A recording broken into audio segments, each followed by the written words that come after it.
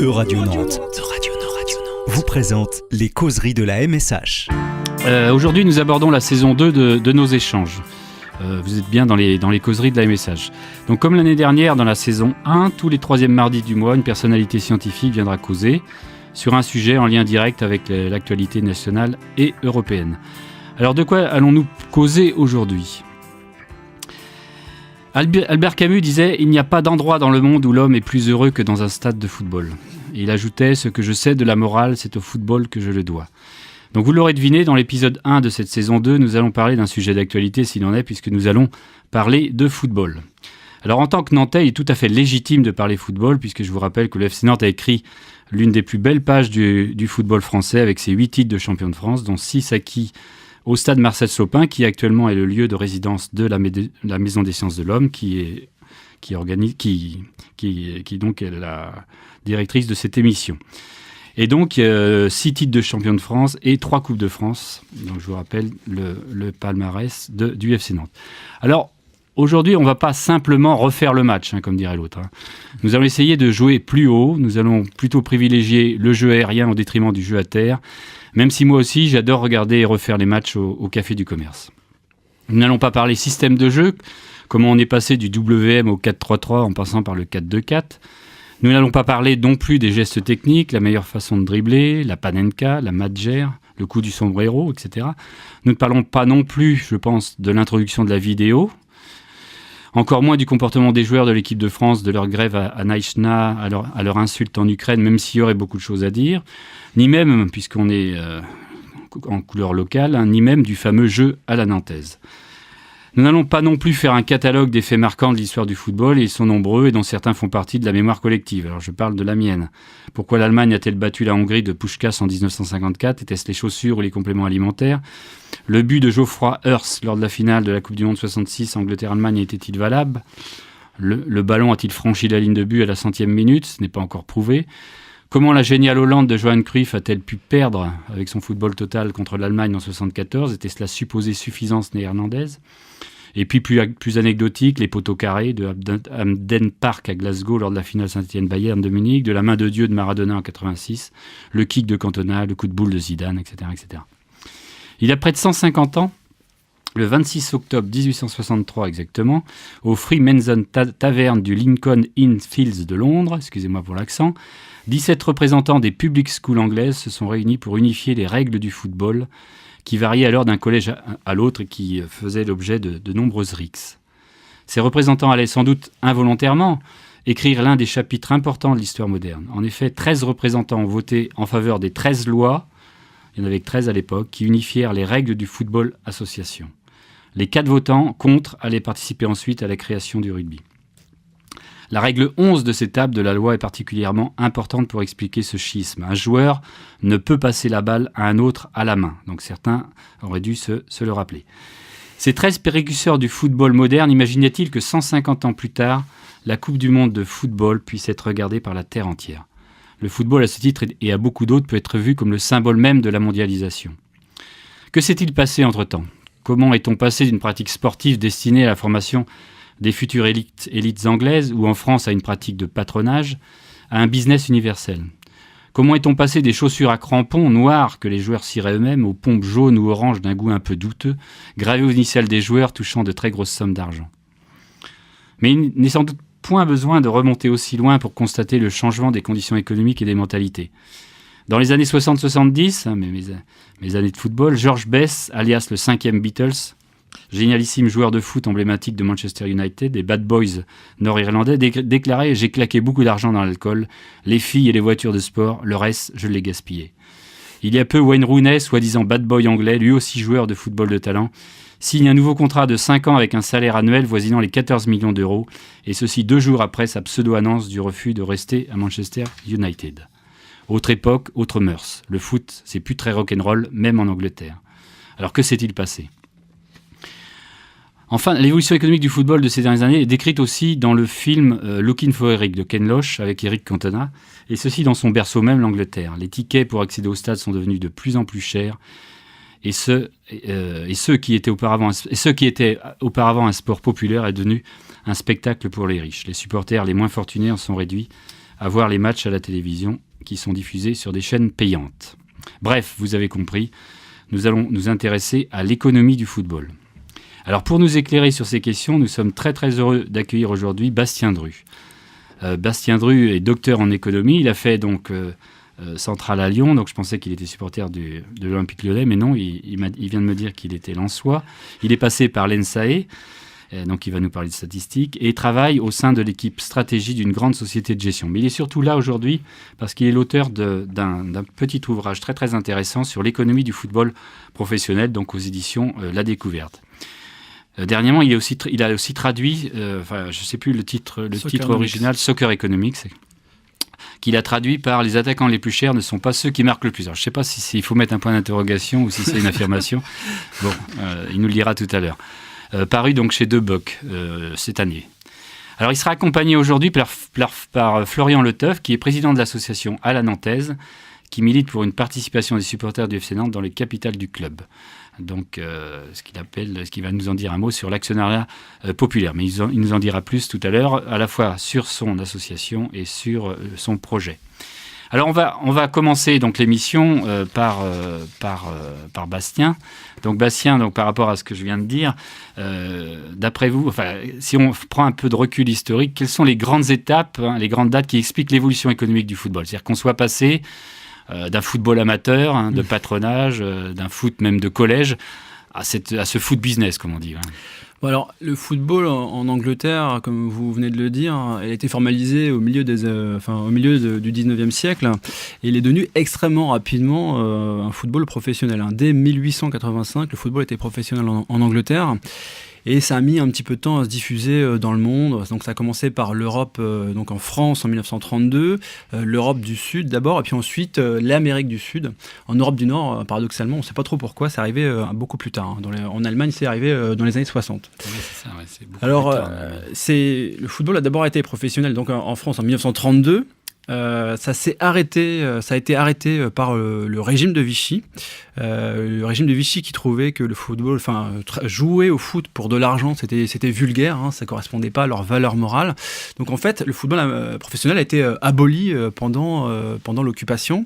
Et dès la libération, le football est redevenu professionnel en France. Alors, dans les grandes étapes, il y a le fait que, au début, après la Seconde Guerre mondiale, les joueurs avaient extrêmement peu de pouvoir de négociation. C'est-à-dire que quand ils étaient dans un club, ils ne pouvaient pas partir. Aujourd'hui, on est dans l'époque des transferts, et les transferts, on ne parle que des transferts l'été. Il y avait extrêmement peu de transferts, jusque dans les années, au début, à la fin des années 60. Les joueurs étaient obligés de rester dans leur club jusqu'à 35 ans, ils pouvaient seulement partir après. Donc ce qui a fait dire à Raymond Kopa que les footballeurs étaient des esclaves, en fait. Ils avaient très peu de pouvoir de négociation. Donc après... Jusqu'à quelle date ? Je crois que c'est jusqu'en 69. Alors comment Kopa a réussi à aller Alors il y avait quelques exceptions, il y avait vraiment, mais c'était extrêmement limité, quoi. Donc pour répondre sur ce point-là, j'arriverai pas. Mais il y avait quand même quelques exceptions. Souvent c'est des joueurs qui étaient en fin de carrière. C'est seulement après 35 ans qu'on avait le droit de partir. Donc on pouvait pas racheter les contrats des joueurs. Non, on pouvait pas partir. C'était des contrats à vie. Donc à partir de 69, donc les joueurs ont fait grève après mai 68 et ils se sont dit qu'ils voulaient plus de liberté. Et donc là, on leur a permis d'avoir ce qu'on appelle des contrats à temps, c'est-à-dire c'est l'analogue des contrats à durée déterminée, et donc ça s'est diffusé au fur et à mesure en Europe. Donc au départ c'était pour une période d'essai de 3 ans. Au bout de 3 ans, les présidents de club ont dit non, on revient au contrat à vie, mais les joueurs n'étaient pas d'accord, donc ils ont refait grève, et puis en fait on a gardé le contrat à durée déterminée, et ça s'est diffusé de la France à d'autres pays. Mais au départ c'est la France qui a été précurseur sur ce point-là. On y reviendra, mais la France est souvent précurseur en matière de foot sur tout ce qui est institutionnel, justement. Oui, sur pas mal de choses. Exactement. La Coupe d'Europe, c'est français. Oui, c'est des idées. Le Ballon d'Or. Oui, tout à fait. Et alors donc ça c'est une des grandes étapes. Donc les joueurs ont eu des contrats à durée déterminée, mais malgré tout il y avait quand même pas mal entre guillemets de contraintes. C'est-à-dire que jusqu'à 1995, jusqu'à l'arrêt Bosman, dans chaque équipe sur le terrain il pouvait y avoir que 3 étrangers. Donc on peut trouver ça bien, on peut trouver ça pas bien. Toujours est-il qu'après 1995, cette règle a été abolie et il reste encore des règles avec les extra-communautaires, mais en tout cas, ça a complètement volé en éclats. Et la conséquence de ça, c'est que les meilleurs joueurs de toute l'Europe, les meilleurs joueurs, on va dire polonais ou les meilleurs joueurs allemands, sont partis dans les meilleurs clubs, dans les clubs qui les payaient les plus, donc dans les grands clubs anglais. Alors, vous voyez, l'arrêt Bosman, ce serait une des raisons pour lesquelles qui expliquerait l'inflation des salaires. Alors tout à fait. Libéralisation des. Alors tout à fait. Alors ce qui s'est passé. Si on parlait de mondialisation tout à l'heure, il y a une libéralisation des hommes. Là, il y a vraiment eu une libéralisation du marché du travail des footballeurs avec l'arrêt Bosman. Et en fait, c'est à partir de ce moment-là que le marché du travail, le marché des footballeurs, s'est complètement dualisé. C'est-à-dire qu'avant, les salaires entre les meilleurs et puis les moins bons dans une même équipe, il y avait des différences évidemment, mais il n'y avait pas des différences extrêmement marquées. C'est une parenthèse pour Florian. C'est le premier gros salaire. Ça a été José Touré ici, à peu près, avec ça, qui est parti à Bordeaux, je crois, ou à Monaco, je ne me souviens plus. J'arriverai pas. C'est dans les milieux des années 80, donc. Et qu'est-ce que je disais ? Excusez-moi. Et ouais, alors donc on assistait à une vraie dualisation du marché du travail. C'est-à-dire que les meilleurs joueurs... Alors dualisation pour nos auditeurs. En fait, il y avait en gros 2 marchés du travail au sein du même marché du travail, quoi. Il y avait le marché des superstars. Donc les meilleurs joueurs, eux, ont pu mettre en concurrence tous les meilleurs clubs d'Europe. Et puis donc il y a les salaires qui ont très fortement augmenté pour cela.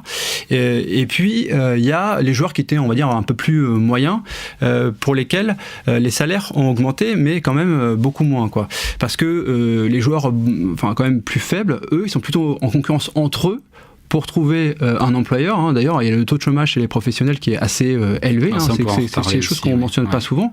Je regardais sur le site du syndicat des joueurs professionnels, il y a encore 104 joueurs professionnels qui sont au chômage à la fin juin en France. Donc il y a quand même un chômage qui existe pour les joueurs qui ne sont pas des superstars et qui, eux, sont en concurrence pour trouver un employeur.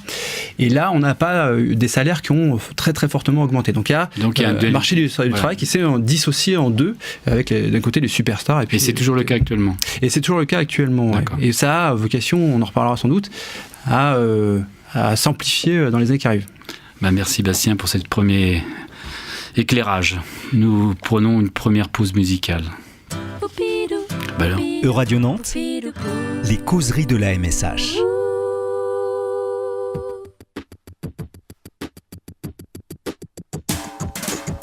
Ce soir c'est le tout premier match de la saison et Johnny Rep a les cheveux blonds. 45 000 personnes se tassent dans le chaudron et Johnny Rep enlève son pantalon. Un ange qui passe dans les vestiaires. Johnny Rep enfile son maillot vert. Ce soir la lune escorte les champions et Johnny Rep affûte ses crampons.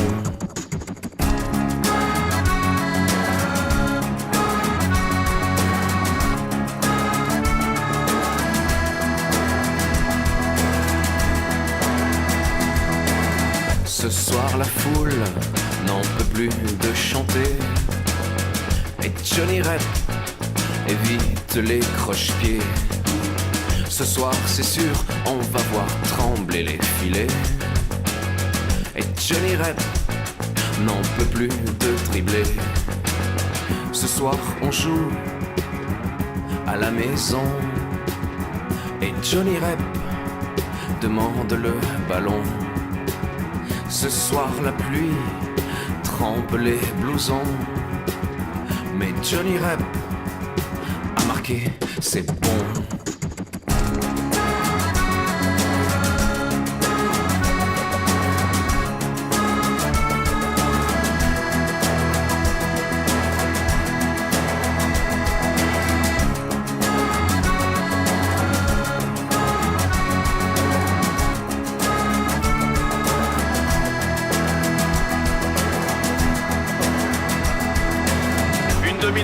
Saint-Étienne. Saint-Étienne qui mène déjà 2-0, 2 buts de Johnny Rep. Johnny Rep réussit d'ailleurs l'un de ses premiers doublés. Johnny Rep qui récupère le ballon en position d'arrière droit.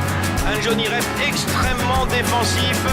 Il laisse le ballon en retrait à Christian Lopez. Christian Lopez qui remet en retrait à Jean Castaneda. Castaneda qui relance immédiatement pour Gérard Janvion. Janvion qui change complètement de côté, qui donne à Gérard Farison. Gérard Farison à destination de Jacques Santini. Santini à Michel Platini. Michel Platini en profondeur pour Johnny Rep. Johnny Rep seul devant le gardien au point de pénalty. Et Johnny Rep qui marque le 3e but de l'équipe de Saint-Étienne. Il reste 8 minutes à jouer. L'équipe de Saint-Étienne est évidemment qualifiée pour le prochain tour de la Coupe de l'UEFA. Des Stéphanois qui mènent 3-0. 3 buts de Johnny Rep.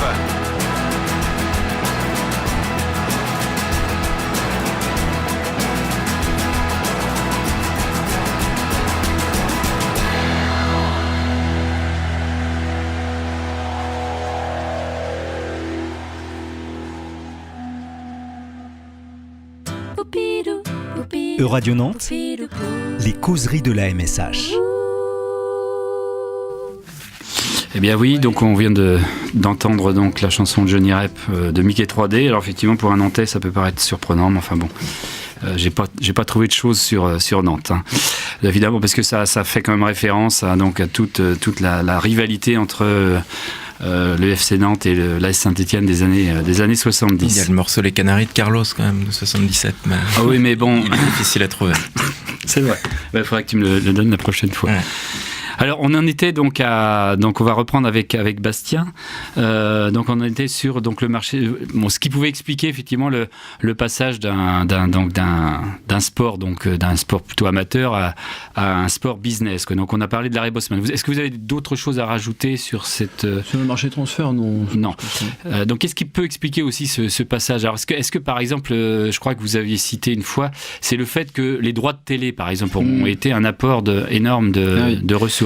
Oui, en fait, ce qui a vraiment, il y a deux choses qui ont énormément changé l'économie du foot là, sur les 20-30 dernières années, c'est la télé et les milliardaires. Donc les milliardaires, j'imagine qu'on va en reparler. On va en parler un peu plus tard. Ouais. Alors la télé, ce qui est marrant, c'est que au départ, les clubs professionnels avaient peur de la télé. Ils avaient vraiment peur de la télé. Et il y a notamment une anecdote là, en 1967, il y avait la BBC qui avait proposé à la Ligue de foot anglaise de diffuser les matchs pour 1 million d'euros sur la saison. Et la Ligue avait dit non, parce qu'on a peur que les gens ne viennent plus au stade et qu'ils restent chez eux à regarder la télé. Donc au fur et à mesure, il y a quand même des chaînes qui ont réussi à diffuser des matchs.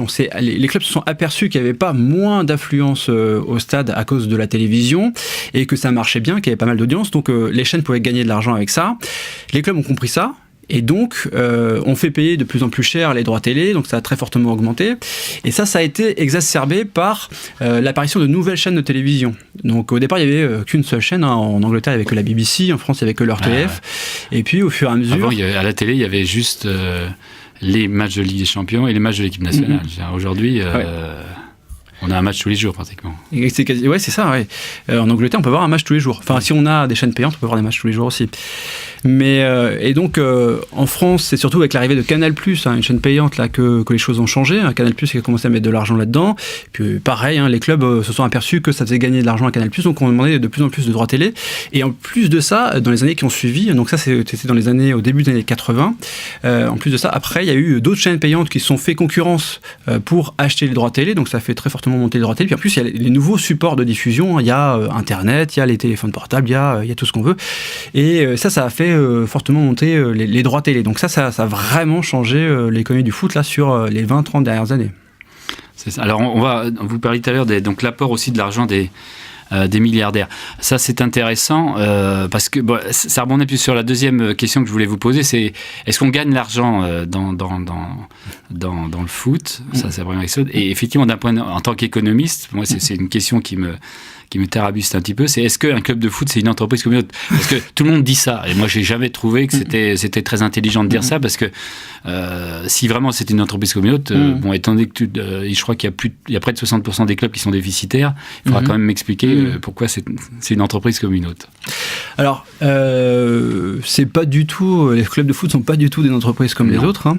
Elles ont le même statut, quasiment le même statut juridique que des entreprises classiques. Hein. C'est quasiment la même chose. Hein. C'est des tout petits détails détails.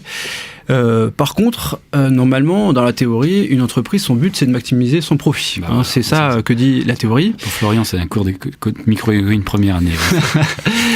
Et en fait, les objectifs des clubs de foot, ce n'est absolument pas de maximiser le profit, c'est de maximiser le nombre de victoires, quoi. C'est-à-dire que... Alors ça, c'est une approche alternative. Ça, j'ai lu dans votre bouquin, mais est-ce que c'est vraiment ça? En fait, ce qu'on observe empiriquement, on arrive à démontrer que si les clubs de foot voulaient avoir beaucoup plus de profit, en fait, ils dépenseraient beaucoup moins que ça sur le marché des transferts et que donc il n'y aurait pas beaucoup de résultats sportifs. Est-ce que vous avez quelques chiffres? Donc, c'est globalement en Europe, je crois que c'est le chiffre d'affaires, c'est à peu près 15 milliards. Alors c'est ça. Donc le chiffre d'affaires du football professionnel en Europe, c'est 15 milliards. Les déficits chaque année, c'est 1,6 milliard. Voilà. Donc c'est énormément. C'est quand même énorme cette somme. Et la dette de tous les clubs professionnels en Europe, c'est à peu près 15 milliards aussi, quoi. On reviendra peut-être sur l'endettement. On reviendra, j'imagine, par la suite.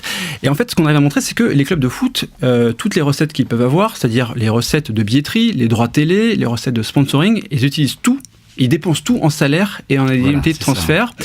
Et selon la régulation financière qui prévaut dans chacun des pays, en France, donc, on a la DNCG qui essaie de faire en sorte qu'on n'ait pas de déficit. Je crois que c'est 70% des recettes, des dépenses. C'est en salaire. C'est ça. Il y a 70% des recettes des clubs qui sont dépensées en salaire. Et en France, donc, on interdit plus ou moins les déficits. On essaie d'éviter ça. Donc, qu'est-ce qu'on observe? C'est que le résultat financier des clubs français à la fin de l'année, c'est quasiment toujours zéro, parce qu'on a utilisé toutes les ressources qu'on avait en salaire en indemnité de transfert. Donc après, il y a des championnats comme l'Espagne et l'Angleterre où les ligues tolèrent des déficits. Donc là, on va dépenser encore beaucoup plus que les recettes. Et c'est pour ça qu'on voit des déficits très importants en Espagne, en Italie et en Angleterre. C'est même Wenger qui disait que finalement, il considérait que gagner un championnat en étant en déficit, c'était tricher. C'est une façon de voir les choses, quoi. C'est la philosophie de Platini avec le fair play financier. Voilà. Ça rebondit un peu sur ma seconde interrogation. C'est donc pourquoi les milliardaires viennent investir dans le foot? Alors évidemment, c'est intéressant parce que moi, je travaille un peu aussi sur les patrimoines et donc effectivement, ça fait appel à des motivations qui sont autres qu'économiques. Alors, on pourra rebondir sur Kita à Nantes si on veut. Alors, il y a pas mal de raisons différentes. Il n'y a pas un profil type du milliardaire qui investit dans le foot. Non. Il y a celui qui va investir dans un club de foot par divertissement, par pur divertissement, divertissement parce qu'il trouve ça rigolo, qu'il s'est toujours intéressé au foot et que pour lui, les sommes à investir dans un club sont dérisoires, quoi. Sacha Guitry disait être riche et pas avoir de l'argent, c'est en dépenser. Ensuite, il y a des milliardaires qui essaient de faire une diversion médiatique. Il y a ceux qui sont pris dans des scandales financiers, comme il y avait Mohamed Al Fayed quand il a racheté Fulham. Il y avait l'ancien Premier ministre thaïlandais Shinawatra qui était poursuivi dans son pays et qui avait racheté Manchester City pour essayer de redorer son blason. Il y a plusieurs milliardaires comme ça qui essaient de détourner l'attention, de détourner l'opinion publique. Après, il y a ceux qui, comme on a pu voir à Malaga, ont un projet qui est complètement connexe. Donc à Malaga, c'était quelqu'un de la famille royale du Qatar qui voulait construire un grand complexe immobilier à Malaga. Donc pour s'attirer la sympathie des locaux, il a acheté le club de foot, il a fait venir des stars, etc. Donc ça a été beaucoup plus facile pour lui de faire ses projets immobiliers. Puis une fois que son projet immobilier était fait, il payait plus ses joueurs. Donc ça s'est complètement arrêté en fait ce système, quoi. Donc là Malaga va sans doute retomber. Ça y est, il a déjà fini là. Il paye plus ses joueurs. Donc il y a un ancien Nantais qui est là-bas à Malaga. Mais si, le milieu, je ne me souviens plus. Qui était à Lyon. Qui était à Lyon, ouais. Bon, c'est pas grave. Qui était en équipe de France. Oui, c'est pas grave. Passons. Bon, donc ça va nous revenir. C'est un troisième profil possible. Puis ensuite, il y avait, il y a le Qatar aujourd'hui. Alors oui, parlons du Qatar parce que dimanche dernier, c'était quoi? C'est le Magic Sunday où il y avait le prix. Donc les Qatars, ils étaient sur le prix de l'Arc de Triomphe sur les deux classicos. Donc il y avait Paris-Marseille et Barça-Real. Donc il y avait le Qatar partout. Ouais. Alors le Qatar, c'est différent parce que le Qatar, c'est à ma connaissance le seul État. Parce que c'est le Qatar, c'est le fonds souverain du Qatar qui est propriétaire du Paris Saint-Germain. C'est le seul État qui est actionnaire d'un club de foot. Enfin, à ma connaissance, peut-être que je me trompe. Alors là, il y a un projet... C'est tout l'Allan. Et c'était tout l'Allan, ouais, exactement. Qui est à Malaga, qui risque de revenir. On va peut-être le récupérer à Nantes. Très sympa, ouais. Et alors donc, pour le Qatar, c'est différent parce qu'il y a un projet qui est quand même beaucoup plus fort qu'ailleurs.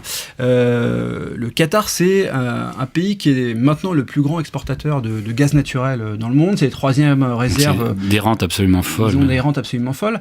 Mais ils ont conscience au Qatar que cette rente s'arrêtera un jour et qu'il faut préparer l'avenir. Donc c'est pour ça qu'ils sont en train de construire des musées chez eux, c'est pour ça qu'ils sont en train de construire des plages, c'est pour ça qu'ils sont en train de construire énormément de choses, des complexes immobiliers, des complexes hôteliers chez eux.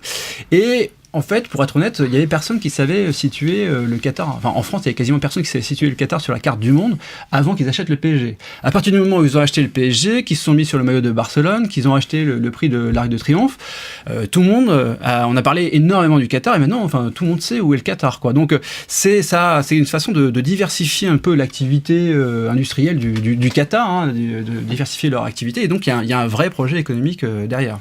Avec la Coupe du Monde. Alors, ils ont la Coupe du Monde de foot en 2022, la coupe du Monde de hand, même si j'ai compté, le Qatar en Coupe du Monde n'a gagné que 3 matchs de handball dans toute l'histoire. Ouais. Je crois que c'était contre le Groenland qu'ils avaient gagné, des trucs comme ça. Et donc, en fait, il n'y avait pas du tout de tradition handballistique au Qatar, mais par contre, ça sera une super vitrine pour eux d'avoir les champions du monde de handball et de foot chez eux, quoi. Alors, ça rebondit un peu sur ce qu'on disait tout à l'heure, c'est-à-dire que tant que le foot arrive à avoir des capitaux extérieurs comme ça, bon, effectivement, on parlera peut-être de l'endettement tout à l'heure. Donc la bulle, on parle souvent de bulle concernant le foot. Les clubs peuvent se permettre d'avoir des déficits, mais pour combien de temps ?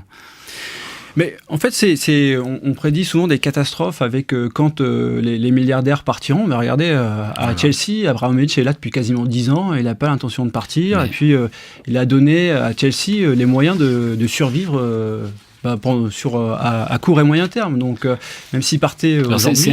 C'est un peu ce que vous traitez dans votre second bouquin sur les attaquants. Enfin, la traduction, les attaquants les plus chers ne sont pas forcément ceux qui marquent le plus de buts. Mais c'est vrai qu'Abramovich, je crois que c'est la 50e fortune mondiale, 13 milliards d'euros. Donc effectivement, à lui seul, il peut combler tout à fait. Pas mal de déficit. Abramovich, il a déjà mis plusieurs milliards dans Chelsea. Ok, donc on va prendre une seconde pause musicale. Radio Nantes, les causeries de la MSH. When you walk through a storm, hold your head up high and don't be afraid of the dark.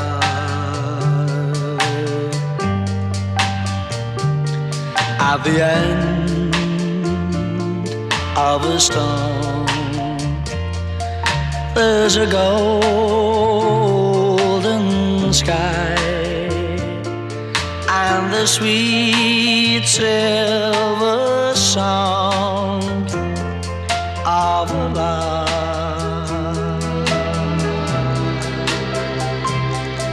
Walk on through the wind, walk on through the rain, for your dreams be tossed and blown.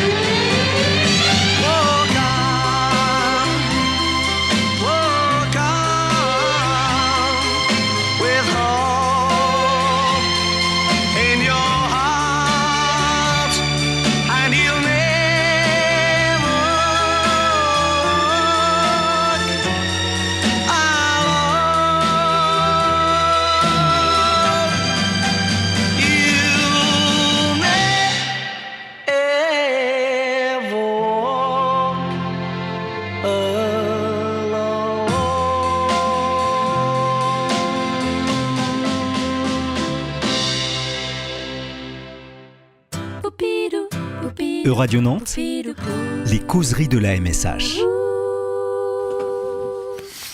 Ouais, vous venez d'entendre donc Jerry and the Pacemakers dans les années 60 qui vous ont chanté You'll Never Walk Alone. C'est assez connu aussi pour être l'hymne et la devise du club de football anglais de Liverpool, mais aussi du Celtics de Glasgow, du Borussia Dortmund et en plus du Red Star en France. Donc ça c'est peut-être un peu moins connu. Alors, je vais passer la parole à Florian Leteuf, donc, qui est président d'une association qui commence à faire du bruit sur la place nantaise, qui s'appelle À la Nantaise, en souvenir du fameux jeu à la Nantaise, et qui est à l'origine donc, d'un projet d'actionnariat populaire. Il va nous présenter à la fois son association et son projet. Ouais, alors à la Nantaise, c'est pas simplement un souvenir, c'est surtout un projet qui est tourné vers l'avenir. On est l'association des amoureux du FC Nantes. On rassemble tous ceux qui se sentent concernés par la promotion des valeurs historiques du FC Nantes, celle du jeu, de la formation, du collectif. On rassemble les supporters, bien évidemment, les supporters des groupes de supporters, mais également les supporters indépendants. On rassemble les anciens joueurs, anciens dirigeants, acteurs économiques, puisqu'on a monté cette année un club entreprise qui rassemble une vingtaine de PME du bassin nantais.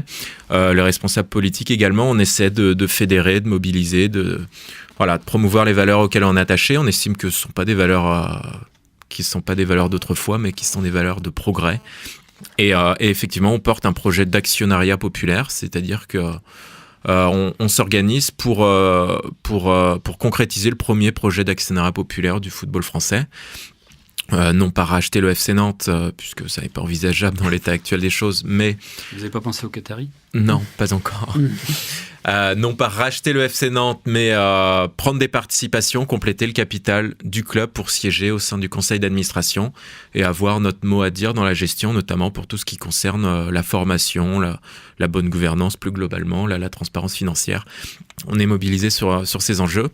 Alors, la discussion avec le président propriétaire actuel étant délicate, voire même impossible, puisqu'il refuse de nous rencontrer.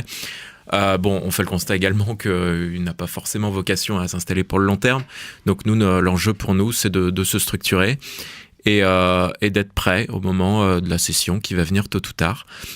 On a beaucoup de pédagogie à faire en France, puisqu'il s'agit d'un système qui n'existe pas encore.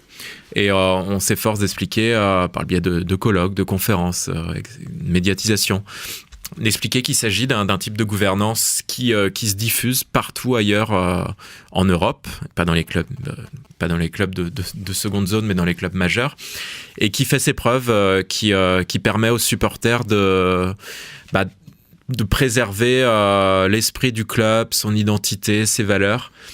Pour nous, c'est un enjeu fondamental, puisqu'à Nantes, on souffre pas mal de la disparition de nos valeurs à nous, qui sont celles du jeu, de la formation et voilà, des valeurs éthiques auxquelles on est attaché.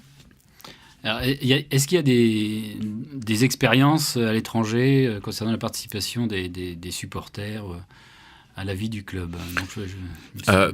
Par exemple, nous, on a conclu un jumelage avec le Trust de Norwich City. Il s'avère que ce sont les Canaries britanniques, donc le clin d'œil nous plaisait bien. Puis ensuite, c'est un exemple, c'est un club de première ligue, c'est un des fleurons du championnat anglais. Là-bas, l'actionnariat populaire, c'est pas un projet comme chez nous, comme à Nantes. Là-bas, c'est une réalité. Ils sont en place. Alors, ils détiennent des parts du club. C'est ça. Parce que les clubs anglais, eux, c'est des sociétés par action. C'est ça, tout à fait. Voilà, donc il y a une forme juridique particulière pour l'actionnariat populaire qui permet d'acheter des actions. Type du trust, les supporters s'organisent, prennent des parts. Si on reste sur l'exemple de Norwich, la propriétaire actuelle vante les mérites de ce type de gouvernance, puisque par ce biais-là, tout le monde tire dans le même sens. Nous à Nantes, on voit beaucoup de conflits entre les supporters, la direction. Nous, on est un peu las de tout ça. On voudrait que tout le monde tire dans le même sens. C'est ce qui se passe à Norwich. L'actionnaire majoritaire Delia Smith est la première à dire que c'est formidable, et il y a d'autres clubs de l'élite en Angleterre qui fonctionnent comme ça. Un peu partout en Europe ça se développe. En Allemagne il y a carrément une loi qui stipule, qui impose aux clubs d'être détenus de manière majoritaire par leurs membres, c'est-à-dire par les supporters. C'est la règle des 50+1. Au-delà de ça, nous on s'appuie aussi beaucoup sur les... Alors, il y a aussi les socios. Les fameux socios. en Espagne qui... Voilà, c'est le modèle le plus Cité, connu. oui. Nous, on nous parle beaucoup de ce modèle-là. On essaie de s'en détacher un tout petit peu, puisque là-bas, les supporters, les clubs concernés, type Barcelone, Madrid, etc., sont détenus de manière intégrale par les clubs. Nous, c'est différent. Par ailleurs, on s'efforce d'être sensibilisés sur des enjeux démocratiques. Là-bas, on peut faire parfois le constat de certaines dérives populistes. Nous, on n'est pas là-dessus. Par ailleurs, il y a un endettement assez prononcé là-bas. Nous, on est aussi sur des enjeux de transparence financière et de bonne gouvernance. Alors, on parlait d'endettement tout à l'heure. Il faut rappeler que l'Espagne, effectivement, elle brille par son football, mais elle brille aussi par son endettement. Endetté, avec je crois que quasiment c'était 4 milliards d'euros. 4 milliards, d'euros moi de j'avais 5. dette. Ouais. Et donc, voilà, alors que le pays a 50% des jeunes de moins de 25 ans qui sont au chômage. Donc, je sais pas, là, c'est vrai que c'est un peu inquiétant. Voilà, donc plus globalement, on s'appuie sur ce type de constat. On est membre affilié d'une organisation qui s'appelle Supporters Direct, qui coordonne à l'échelle européenne la diffusion et la réussite de l'actionnariat populaire. Il travaille avec l'UEFA qui soutient également de manière très claire ce type de gouvernance. Par le biais de Supporters Direct, on a su créer des liens également avec les responsables de l'UEFA. On s'appuie par ailleurs par exemple sur les études du cabinet Deloitte qui démontrent que l'actionnariat populaire c'est un socle pour la stabilité financière des clubs. Non seulement c'est porteur de valeur, mais par ailleurs ça permet d'assurer une certaine efficacité sur le plan économique. Voilà, donc nous on s'efforce d'expliquer tout ça. Sur Nantes, effectivement, on parvient à tisser notre toile. On est parvenu à... c'est un travail de longue haleine, mais on a obtenu le soutien de la ville de Nantes, des déclarations de Jean-Marc Ayrault en notre faveur. On travaille maintenant, on a su créer des liens avec la Chambre de commerce, avec le tissu économique nantais. Et il s'avère que, dorénavant, on est suffisamment structuré pour... et suffisamment en place pour obtenir les informations en amont quand des projets de reprise se montent en coulisses. Donc c'est des sujets, quand on nous demande des noms, etc., on préfère rester discret sur pour des questions de confidentialité, puisque c'est la règle dans le monde des affaires. Mais nous, on est parvenu, après tous ces efforts, c'était très difficile, mais je crois qu'aujourd'hui, on est parvenu à faire comprendre que nous ne sommes pas des empêcheurs de tourner en rond, mais qu'on est là pour aider, pour accompagner, pour créer un type de gouvernance nouveau, novateur. Et voilà, on attend, on se structure. On envisage prochainement de lever les fonds, d'avoir un trésor de guerre pour être prêt au moment où... Donc vous avez créé une structure juridique qui permettra de rentrer dans le...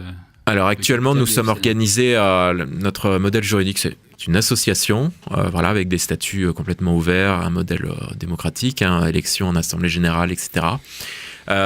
On a par ailleurs créé une société par action simplifiée, puisqu'un collectif de juristes se rassemble, se réunit pour travailler, essayer de définir ça, défricher, puisque le terrain est vierge en France. Ils ont fait le constat qu'une société par action simplifiée, ça pouvait être un outil utile pour réaliser ce type de projet. On est toujours en train de voir, on a à la fois l'association, la SAS. Ça va se passer aussi, voir quelle structure sera la plus appropriée. Ça va se passer aussi au moment des négociations avec le prochain repreneur du club.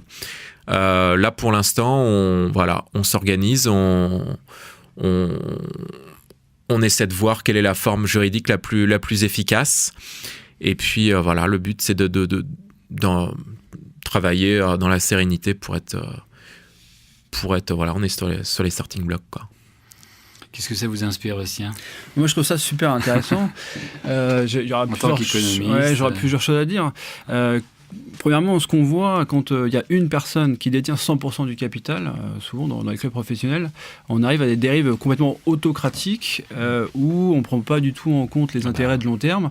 On prend surtout en compte le court terme. On laisse de côté éventuellement la formation. Voilà. C'est ce dont on souffre effectivement à Nantes. Ouais.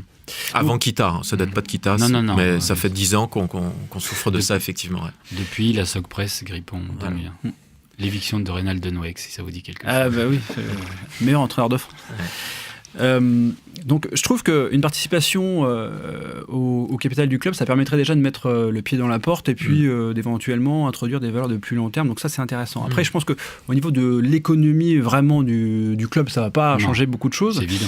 Mais ce que je trouve vraiment très dommage aujourd'hui, c'est que la relation entre les supporters et le club est très faible.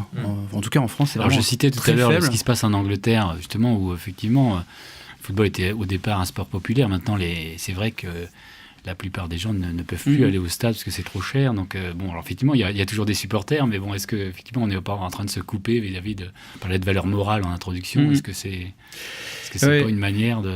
Et ce que je trouve dommage, c'est qu'aujourd'hui, dans les relations entre les supporters et puis les clubs professionnels, c'est qu'on est uniquement dans une relation de spectacle. On propose un spectacle, le spectacle est fini, hop, rentrez chez vous, c'est fini. Et là-dessus, justement, ce qui m'intéressait aussi, c'est savoir, est-ce que vraiment... alors, on parlait tout à l'heure, est-ce que un club de foot est une entreprise comme une autre? Est-ce que vraiment un supporter de foot est un client comme un autre? Moi, dans votre livre sur les attaquants, apparemment, oui, ils disent que oui. Moi, je ne suis pas persuadé. C'est un consommateur comme un autre, c'est ça? Oui. Il y a plusieurs formes, en fait. Hein. Vous avez toujours... C'est vrai qu'on compare à une consommation de spectacle. Est-ce que c'est vraiment un spectacle comme un autre? Est-ce qu'on va au match de foot comme à un concert? En fait, vous avez plusieurs types de supporters. Vous avez toujours un noyau dur, quel que soit le club. Moi, je suis de Lens, donc il y a toujours les Lensois purs et durs, par exemple. On est à Nantes ici. Voilà, bon, à Nantes, vous connaissez très bien.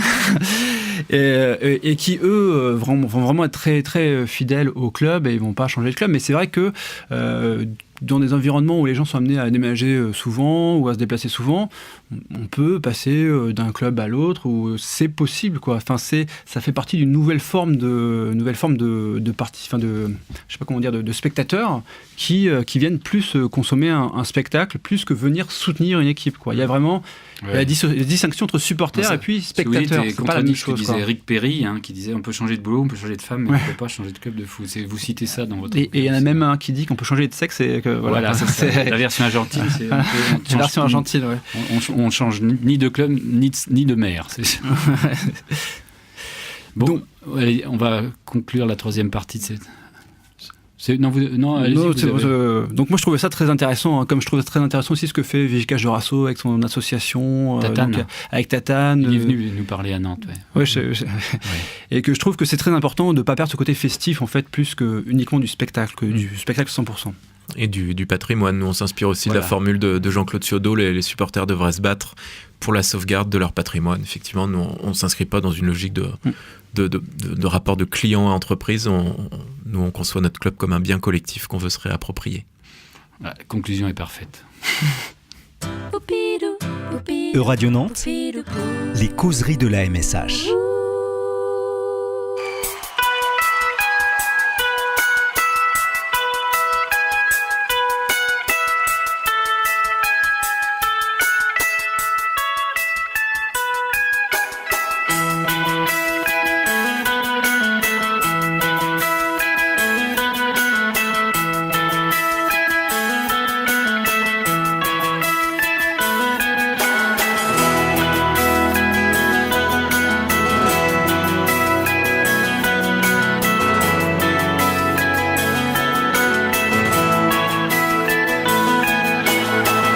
Una vita da mediano a recuperare palloni, nato senza piedi buoni, lavorare sui polmoni. Una vita da mediano con dei compiti precisi, a coprire certe zone, a giocare generosi. Sempre lì nel mezzo, finché ce n'hai stai lì. Una vita da mediano, da chi segna sempre poco, e il pallone devi darlo a chi finalizza il gioco. Una vita da mediano che natura non ti ha dato, nello spunto della punta né del 10 che peccato. Lì, sempre lì, lì nel mezzo, finché ce n'hai stai lì.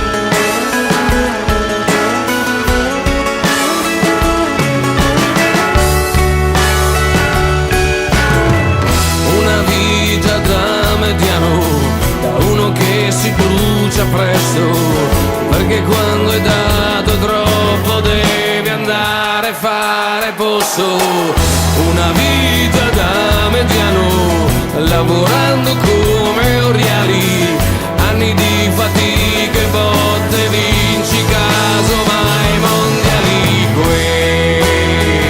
sempre qui nel mezzo, finché c'è nostro, qui sto.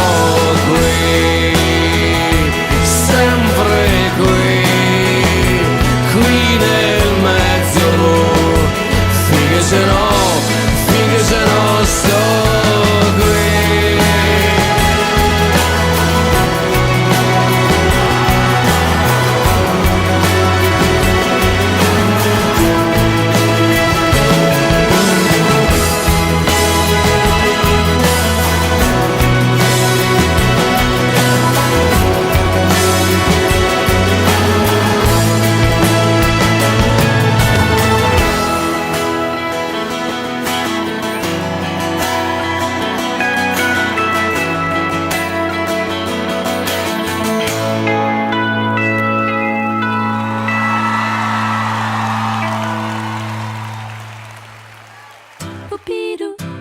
Radio Nantes, les causeries de la MSH. Nous reprenons notre causerie sur le foot. Donc après avoir entendu donc une chanson italienne de Ligabue qui parle de la vie de demi-centre, une vie de demi-centre avec récupérer les ballons, sans les bons pieds, travailler sur les poumons. Donc on va reprendre nos discussions sur l'économie du foot. Alors avant peut-être d'aborder la question de la régulation éventuellement du football, enfin la nécessaire ou pas régulation du football. Là, là-dessus, je pense qu'il y a différents points de vue. Je pense qu'il y a le point de vue de Platini et le point de vue aussi des anglo-saxons, mais on retrouve aussi des visions différentes de la société, société libérale d'un côté, société beaucoup plus étatique de l'autre. Avant d'aborder cette question qui rebondit un petit peu sur ce qu'on vient de parler avec Florian Leteuf sur le supporterisme. Oui, il y a des choses que j'ai trouvées assez intéressantes dans votre bouquin. C'est l'importance des statistiques dans le milieu du foot actuellement, sauf en France apparemment. C'est... Oui, en fait, c'est un domaine... En tant qu'ancien élève de l'ENSAE, c'est peut-être intéressant. Oui. Donc, moi, je fais des études de stats. Et en fait, les clubs français et les clubs professionnels de foot ont vraiment beaucoup de retard par rapport aux clubs, on va dire, anglais, et puis quelques clubs, les grands clubs allemands, italiens, espagnols. Dans l'utilisation des statistiques, on peut notamment retrouver l'intérêt des statistiques pour savoir s'il faut tirer à droite ou à gauche du gardien. Alors, donnez-nous un exemple, parce qu'il y a un exemple sur on tirait des séries de pénaltys en fin de match. En fait, c'est très important pour un club de savoir si la personne qui va venir tirer le pénalty tire toujours à droite ou toujours à gauche. Parce qu'on trouve, il y a certains tireurs qui tirent toujours à droite ou toujours à gauche, et puis si on est au courant de ça, on peut arrêter le pénalty vraiment facilement. Donc là, c'est un exemple qui permet de montrer que l'utilisation des statistiques, c'est important, en tout cas d'avoir en tête le comportement passé des anciens, des joueurs. Après, ce qui montre dans le livre donc Soccernomics que j'ai traduit, les attaquants les plus chers, ce ne sont pas ceux qui marquent le plus, c'est que... Sans point d'interrogation. Sans point d'interrogation. C'est une super application de la théorie des jeux, parce que normalement, un droitier aura plutôt envie de tirer sur la droite du gardien, un gaucher aura plutôt envie de tirer sur la gauche du gardien, mais le gardien le sait, donc il faut que de temps en temps on tire sur le côté non naturel, puis on peut appliquer des théories là-dessus pour montrer que... Ça. Je sais que tu sais que tu sais, et à la fin...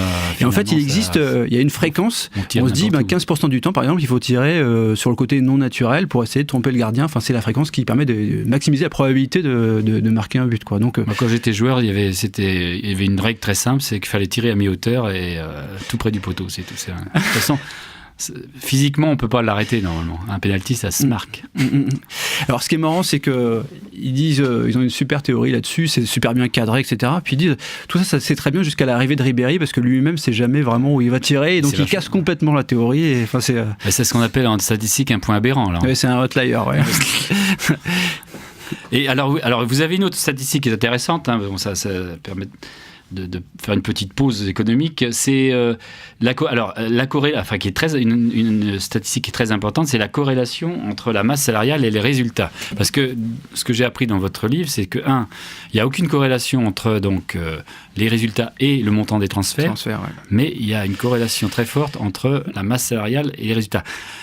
Moi, je trouve ça un peu surprenant parce que étant donné qu'il y a une corrélation entre le montant des transferts et la masse salariale, je n'ai pas trop compris. En fait, la raison pour laquelle ça ne marche pas avec les transferts, c'est que vous pouvez avoir des transferts à zéro, quoi. Quand le joueur est en fin de contrat, il arrive pour zéro, même un excellent joueur peut arriver pour une indemnité de transfert de zéro. Donc, c'est pour ça que ça casse un petit peu tout. Ah oui, voilà, c'est ça, d'accord. Et puis après, il y a des joueurs qui sont surcotés ou sous-cotés, tandis que pour ce qui concerne les salaires, c'est quand même quelque chose qui est beaucoup plus adapté à la vraie valeur des joueurs. Entre flux et stock, quoi.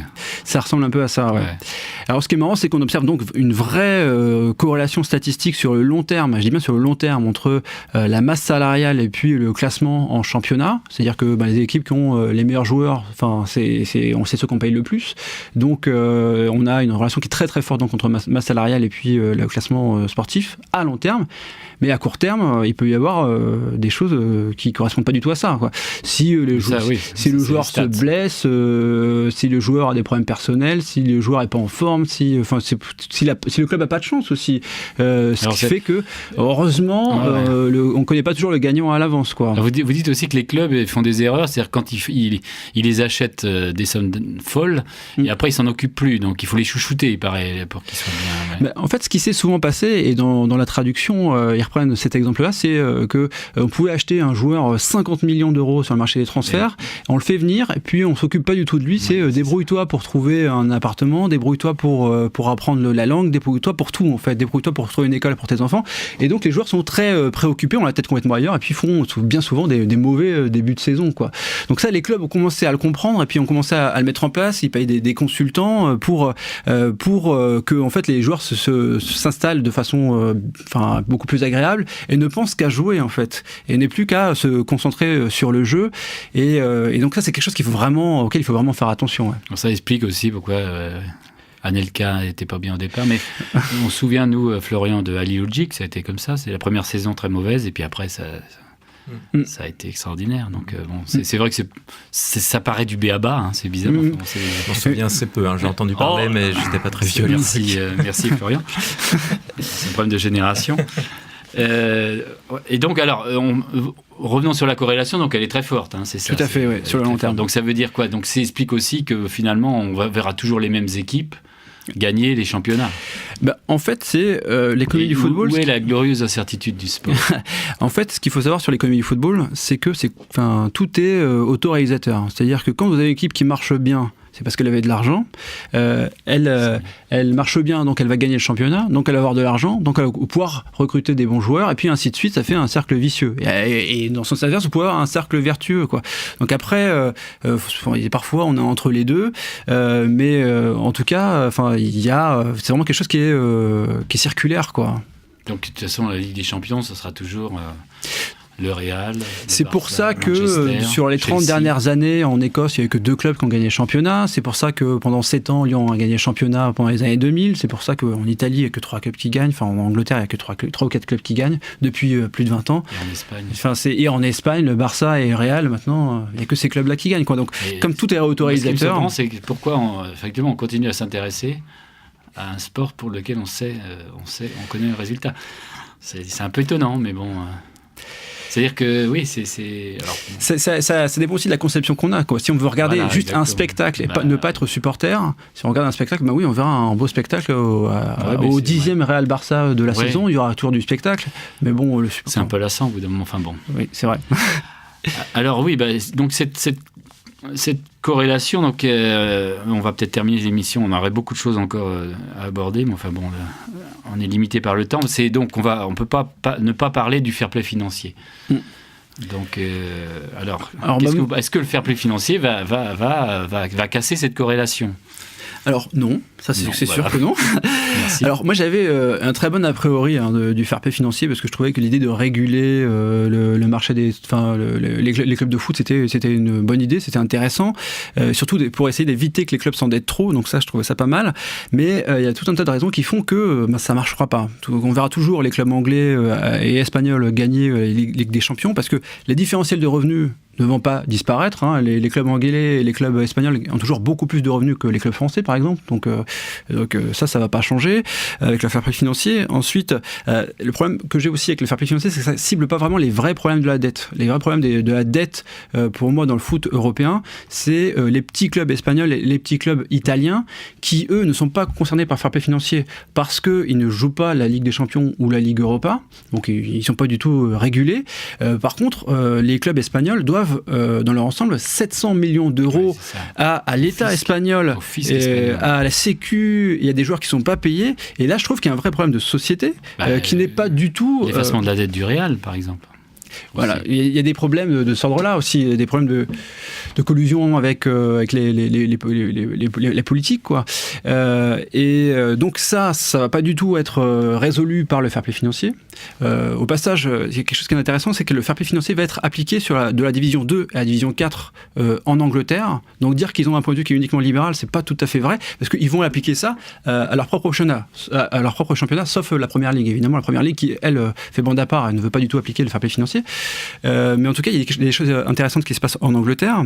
Et puis, il y a une raison aussi pour laquelle on peut douter du fair play financier, c'est qu'on va pouvoir contourner facilement le fair play financier. C'est ce qui se passe déjà à Manchester City, où le propriétaire d'Abu Dhabi fait venir un sponsor qui va payer... Le fair play financier, on rappelle, on ne doit pas dépenser plus que... On ne doit pas dépenser plus que ce qu'on gagne, mais on peut avoir le propriétaire du club qui est lié à des grandes entreprises qu'il possède aussi et qui vont venir sponsoriser le club pour des sommes totalement irrationnelles, quoi. Oui.